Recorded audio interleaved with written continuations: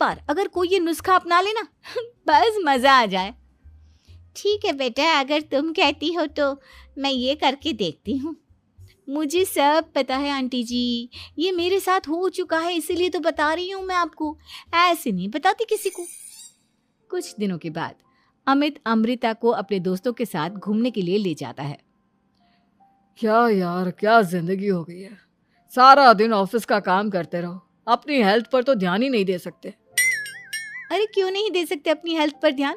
सब दे सकते हैं, इंसान चाहे तो कुछ भी कर सकता है। क्या बात है भाभी, आप इतनी श्योरिटी के साथ कैसे कह सकती हैं?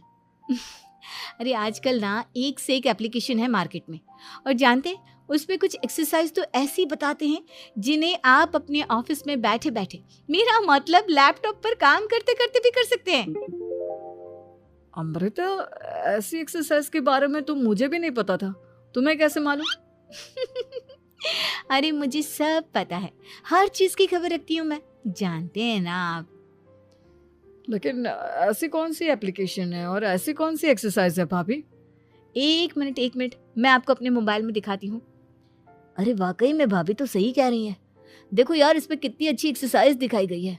अपनी चेयर पर बैठे बैठे एक्सरसाइज भी कर लो, काम भी और हेल्थ भी। वाह भाभी वाह, मजा आ गया।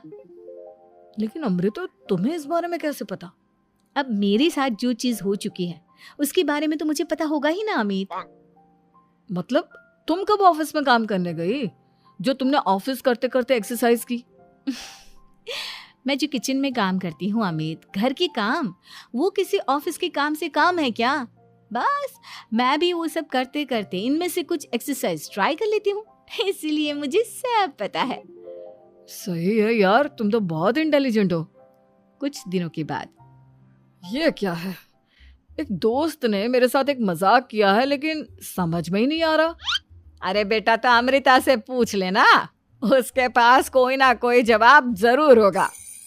ठीक कहती है मम्मी जी, मैं सब जानती हूँ। लेकिन अमृता, ये थोड़ा मुश्किल है, सोच लो। मेरे लिए कुछ भी मुश्किल नहीं, दुनिया की कोई भी पहेली हो मैं चुटकी में सॉल्व कर लेती हूँ। अच्छा ठीक है, देखो मेरे दोस्त ने मुझे एक खाली पेपर दिया है और कहा है कि इस पर उसने मेरे लिए कुछ मैसेज लिखा है। अब एक बात बताओ यार, खाली पेपर पर, आई मीन जिस पर कुछ भी नहीं लिखा हुआ, उसे मैं कैसे पढ़कर बताऊं? अरे बस इतनी सी बात, इसे तो मैं चुटकियों में सॉल्व कर दूंगी अमित। लेकिन कैसे बहू, इस पेपर पर तो वाकई में कुछ नहीं लिखा हुआ, एकदम खाली पेपर है, कैसे क्या पढ़ोगी तुम? अमित, एक छोटा सा काम करो, जल्दी से एक मोमबत्ती लेकर आओ। अरे बहू, पेपर में आग लगाने का इरादा है क्या? नहीं मम्मी जी, इस पेपर पर अमित के दोस्त का लिखा हुआ मैसेज पढ़ने का इरादा है। अमित कैंडल लेकर आता है। अब ना बस इस पेपर को धीरे धीरे कैंडल के ऊपर घुमाते रहो, देखना 2 ही मिनट में मैसेज आपकी आंखों के सामने होगा। अच्छा ठीक है, मैं ऐसा करके देखता हूँ। 2 मिनट के बाद, अरे वाकई में इस पर तो अक्षर बनने लगे, लेकिन ये हुआ कैसे? और अमृता, तुम्हें कैसे पता? बहुत सिंपल है मम्मी जी, अमित के दोस्त ने नींबू के रस से मैसेज लिखकर उसे सुखा दिया। अब अगर मैसेज पढ़ना हो ना तो पेपर को आग के सामने ले जाओ और लेटर्स अपने आप उभर कर आ जाते हैं। वाह बहू, लेकिन तुम ये सब कैसे जानती हो? अरे मम्मी जी, जब मैं छोटी थी ना तो अपनी सहेलियों के साथ ऐसे ही गेम खेला करती थी। ये तो मेरे साथ कितनी बार हो चुका है, मुझे सब पता है। थैंक यू यार अमृता, तुम्हारी वजह से हमें कुछ भी सोचने की जरूरत ही नहीं पड़ती, तुम सब कुछ बता देती हो।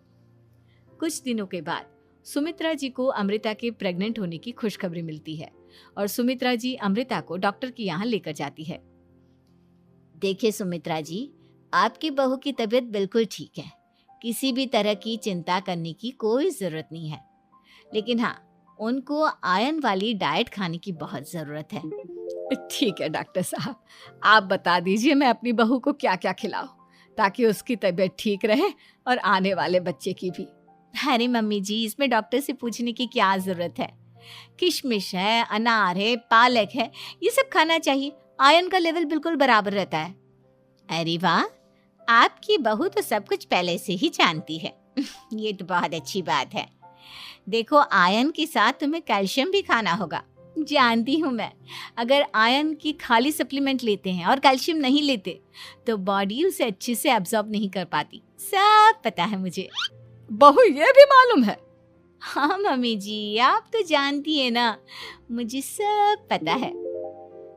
आपकी बहू की बातें सुनकर अच्छा लग रहा है।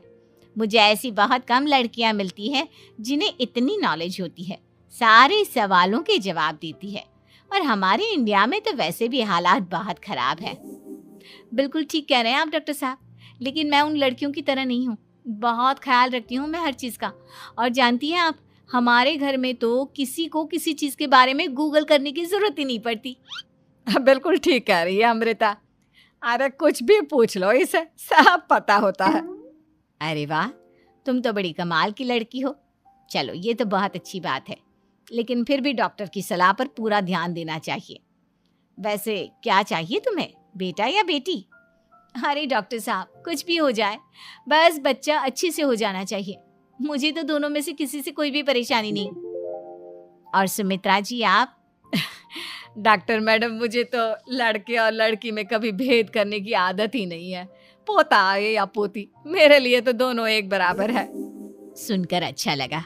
वैसे आप जानती हैं, हमारे यहाँ पर तो लोगों को बड़ी बेचैनी रहती है ये जानने की कि पेट में लड़का है या लड़की, लेकिन विदेशों में ऐसा नहीं होता। हाँ, वहाँ पर तो सब कुछ पहले से ही बता देते हैं ना। ये भी कोई बात हुई भला?